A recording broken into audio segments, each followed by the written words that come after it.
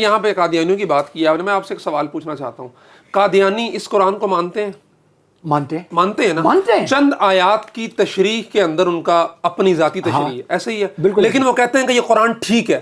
یہی کہتے ہیں، یہی قرآن نازل ہوا تھا، یہی نازل ہوا، رسول اللہ صلی اللہ علیہ وسلم پہ جبریل امین یہی قرآن لے کے آئے تھے، اللہ نے یہی بھیجا تھا، قادیانی یہی کہتے ہیں، ہم تک یہی پہنچا ہے، یہی کہتے ہیں۔ تو کیا آپ قادیانیوں کے ساتھ قرآن میں ترجمے مشترکہ ہو سکتے ہیں؟ نہیں، وہ تو منکرین ختم نبوت ہیں، نہیں ہو سکتے نا، نہیں ہو سکتے۔ تو میں آپ سے یہ سوال پوچھتا ہوں کہ جو اس قرآن کوئی نہیں مانتا کہ یہ وہ قرآن ہے ہی نہیں جو جبریل امین رسول اللہ صلی اللہ علیہ وسلم پہ لے کے آئے تھے، اور یہ قرآن اب تک جو یہ نہیں مانتا، اس کا فیصلہ کہاں سے ہوتا ہے؟ ان کے اپنے ساری چیزیں بنیادی عقائد کی کتابوں، بنیادی عقائد میں ہے، سارا کچھ ہے ان کے ابھی کے پچھلے ایک سال کے بیانات کو اٹھا کے دیکھ رہے، جس میں وہ کراچی میں وہ بندہ کہتا ہے کہ ہم نے اصل نسخہ دریافت کر لیا، لندن کے ہم نے اس سے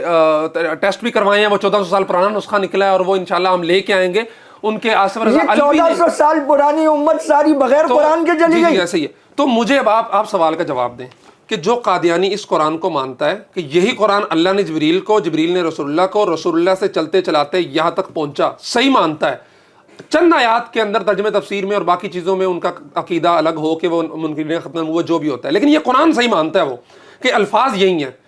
ان کے ساتھ اب ترجمہ نہیں کر سکتے، مشترکہ نہیں کر سکتے، تو پھر آپ اس کے ساتھ کیسے کر سکتے ہیں جو کہتے ہیں یہ قرآن ہی صحیح نہیں ہے؟ اللہ اکبر! اس سے بڑی اور بدبختی کیا ہوگی آپ کے لیے کہ آپ ایک مسلمان ہیں، خود کو سنی بھی کہتے ہیں، خود کو رسول اللہ صلی اللہ علیہ وسلم نام لیوا بھی ہیں، لیکن چند ہزار کی نوکری کے پیچھے آپ کہتے ہیں کہ جی یہ تو بن سکتا ہے اس کے ساتھ